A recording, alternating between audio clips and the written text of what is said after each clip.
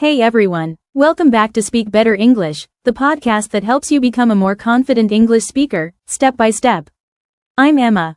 And I'm Jake, and today, get ready for a complete, practical, no-fluff guide to improving your English. Whether you're a beginner, intermediate learner, or just someone who's stuck, this episode is for you. We're calling it, How to Improve Your English Step by Step, the Ultimate Guide. And when we say, ultimate, we mean it. We'll cover everything: mindset, speaking, listening, vocabulary, writing, daily habits, and how to stay motivated along the way. So grab a notebook or open your notes app, and let's dive right in. Let's start with the foundation, your mindset. This is something most people skip, but it's actually the most important. Yeah, because if your mindset isn't right, it doesn't matter how many apps you use or how many grammar books you buy, you'll get frustrated and quit. Here's the deal: learning English is not about being perfect.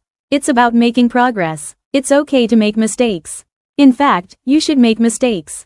That means you're actually learning. Right. Think about kids. When they learn their first language, they make mistakes all the time. But do they care? Nope. They just keep talking. So treat yourself like that child. Be kind to yourself, laugh at your mistakes, and focus on expressing yourself, not impressing others. Also, stop comparing yourself to others. Your journey is your own. Go at your own pace. Now let's talk about something that scares a lot of learners: speaking. Yes, people say, I want to speak English better, but they're waiting to feel confident first. That's backward. You speak to get confident, not the other way around. Exactly. And here's the best part: you don't need a native speaker to practice with. You can do it alone. Here are 3 methods you can start today. 1. Self-talk. Describe what you're doing, like, I'm making breakfast, or I'm cleaning the house. 2. Shadowing. Listen to a native speaker and repeat exactly what they say, mimicking the tone and speed. 3. Voice recording. Record yourself, listen, and reflect. Don't worry if it sounds weird, it's part of the process. And if you're ready to go social, use language exchange apps or join speaking rooms on Clubhouse or Discord.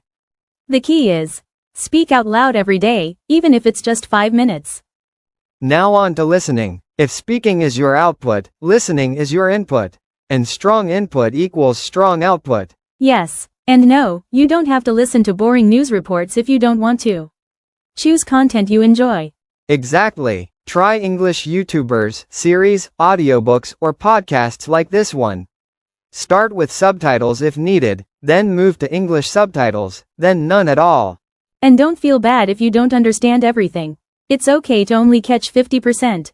Your brain is still working and absorbing patterns. One powerful method is intensive listening. Pick one short video, replay it multiple times, and write down key sentences. Yes, that kind of deep listening is more effective than just letting stuff play in the background for hours. Let's talk vocabulary. We get asked this a lot. How do I memorize more words? Our answer? Stop memorizing. Start connecting. Don't just learn, book. Learn, open a book, read a book, borrow a book. This is called chunking, learning words in phrases or patterns, not in isolation. Also, focus on relevant vocabulary. If you're a barista, learn phrases used at a cafe. If you're into tech, focus on that. Use tools like flashcards, Anki, Quizlet, but always add your own examples. And review often. Spaced repetition works like magic. You don't need to learn 100 words a week. Just learn 10 and actually use them. Next up is writing, an underrated but super powerful skill. Yes, writing helps you organize your thoughts and makes you slow down and think carefully in English. Start simple. Write one sentence a day about your mood. Write a social media post in English. Keep a short journal. Try rewriting messages you already wrote in your native language, but this time, do it in English. And again, tools like Grammarly or ChatGPT can help you get corrections, so you're not learning the wrong thing. Now let's put all of this into a daily routine. We know life is busy, but trust us, even 30 minutes a day can lead to big results, if you use the time well. Here's a sample daily routine: 10 minutes listening, 5 minutes shadowing, 5 minutes speaking out loud, 5 minutes vocabulary review, 5 minutes writing or journaling. Boom, that's it. And if 30 minutes is too much, do 15. The key is to do something every day. Because your brain needs repetition and exposure to grow. It's like watering a plant, small drops daily are better than a flood once a week. Let's take a moment to go over a few things you shouldn't do. Yes. Mistake number 1. Translating everything word for word. It creates weird, unnatural sentences. Mistake number 2. Waiting for perfection. Speak even when you're unsure. That's how you learn. Mistake number 3. Overstudying grammar but never practicing. Grammar helps, but it's not the main goal, communication is. And finally, learning passively.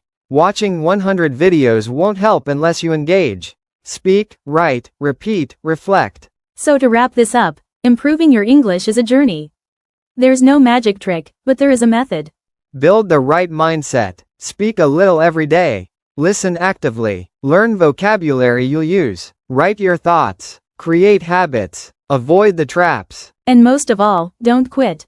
You're better than you think, and your English will improve as long as you keep going. Thank you for spending this time with us. If this episode helped you, please hit subscribe, share it with a friend, and let us know in the comments.